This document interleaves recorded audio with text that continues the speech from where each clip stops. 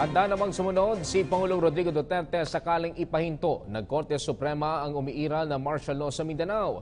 Pero giit ng Pangulo, sa oras na bumalik ang IC sa Marawi, ay bahala na niya ang kataas-taasang hukuman dito. Samantalang muli namang binigyang diin ng Pangulo ang kanyang suporta sa mga sundalo at polis na patuloy na nakikipaglaban para sa bayan. Si Marita Muahe sa detalye.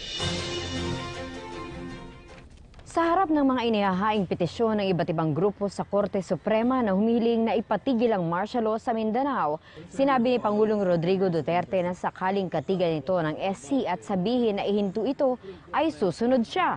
Yun nga lang, sakaling bumalik daw ang ISIS, bahala na rin daw dito ang Korte Suprema.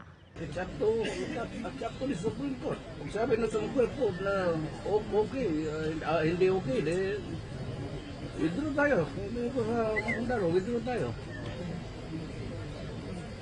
Kasi sabi ng Supreme Court, na kung magbalik yung mga ISIS doon, bahala ng Supreme Court yung mag-appreciate.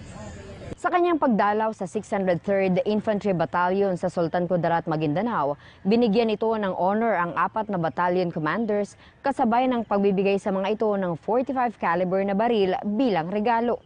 Mabibigyan din daw ang lahat ng mga sundalo ng kaparehong armas. Sinabi ng Pangulo na nalulungkot ito sa pagkamatay ng marami lalo na at pare-pareho tayong mga Pilipino.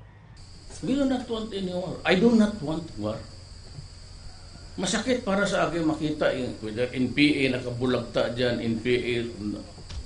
It's Filipino. There's a truism na you cannot fight your own people. Yan ang pinakamasakit sa civil strife.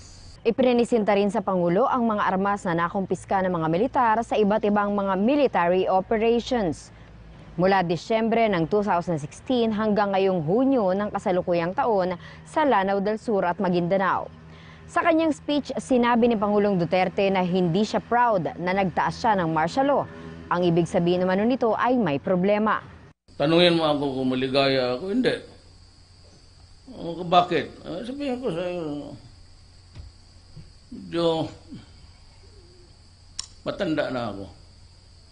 At saka kung yan lang naman, kung alam ko lang mag-abot ng ganitong problema, hanap ko yung ibang kandidato.